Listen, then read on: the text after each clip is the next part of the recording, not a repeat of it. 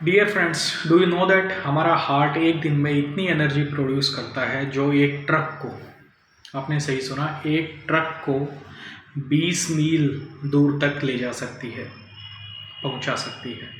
और अपने पूरे जीवन काल में इतनी एनर्जी प्रोड्यूस करता है कि आप ट्रक को चांद तक ले जा सकते हैं और चांद से फिर नीचे ला सकते हैं। सुनने में बड़ा अजीब लगता है, लेकिन yes, the law of thermodynamics, energy mass neither nor created destroyed. ये एक एनर्जी होती है बॉडी के अंदर जो एक फॉर्म से दूसरी फॉर्म में हमें ट्रांसफ़र होती है और यूटिलाइज होती है। हम खाना खाते हैं, खाने से एनर्जी प्रोड्यूस होती है और वही एनर्जी, थर्मल एनर्जी, हम ऐसे करते हैं एनर्जी प्रोड्यूस होगी, हम क्या, हमें गर्म फील करने लगते हैं। हमने कोई हीटर थोड़ी ना लगाया है। This is energy produce. Rubbing, two object rub की और एनर्जी प्रोड्यूस होगी। हमारे हार्ट के अंदर भी कई बार इतनी ज़्यादा एनर्जी प्रोड्यूस हो जाती है कि वो कई बार अपने आप हार्ट के अंदर ही इलेक्ट्रिकल डिस्टर्बेंस कर देती है। इतनी ज़्यादा एनर्जी प्रोड्यूस हो सकती है। अब तक साइंस इसको प्रूव नहीं कर पाया है, लेकिन ये एक फैक्ट है, क्योंकि यही एनर्जी है, यही बॉडी के अंदर से प्रोड्यूस हो रही है और इतनी ज़्यादा प्रोड्यूस हो जाती है कि एकदम से हार्ट की एक्टिविटीज़ जो हैं वो सारी डिस्टर्ब हो जाती है।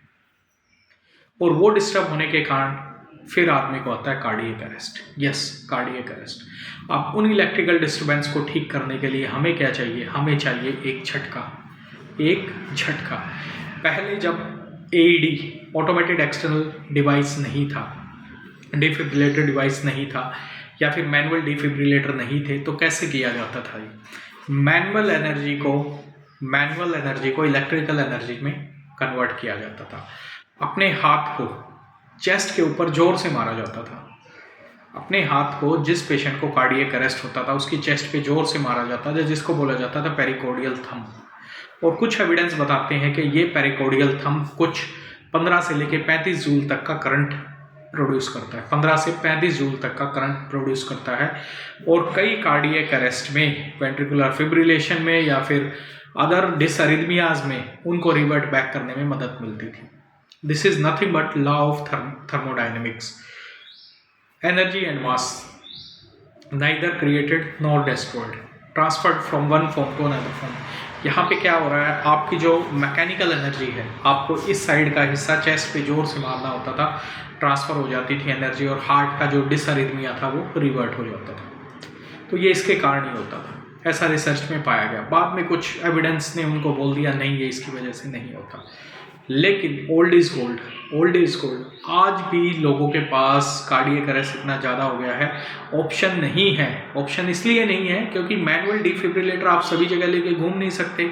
सेकंड, आप कहीं पे भी एईडी, इंडिया के अंदर अगर हम बात करें, एईडी कहाँ पे अवेलेबल है? ऑटोमेटेड एक्सटर्नल डिफिब्रिलेटर कहाँ पे अवेलेबल है? आपको यूजुअली तो ये कॉमन प्लेस पे होना चाहिए, सब जगह पे, बस स्टैंड पे, पार्क में, स्कूल्स में, कॉलेजेस में, यूनिवर्सिटीज़ में। मुझे नहीं लगता ये कि टॉप मोस्ट जो इंडिया का कोई स्टेशन है वहाँ पे भी ये अवेलेबल हो। एयरपोर्ट्स पे भी हम सुनते हैं, कभी देखा नहीं कहाँ पे, कौन से वाले पे अवेलेबल है। एयरपोर्ट्स पे होगा, मॉल्स के अंदर, जहाँ पे भी पब्लिक गैदरिंग्स हैं, प्लेसेस हैं, क्या वहाँ पे ये चीज़ें अवेलेबल होती हैं?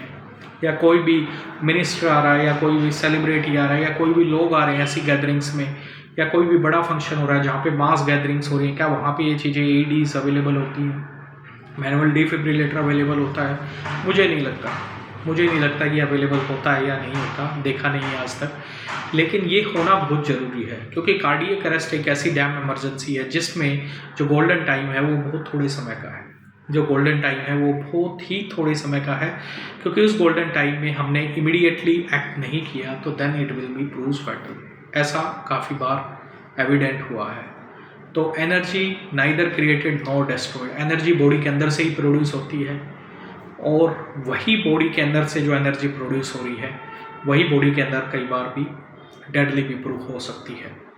आने वाली रिसर्च हो सकता है इस चीज़ों को प्रूव कर दे। Thank you very much.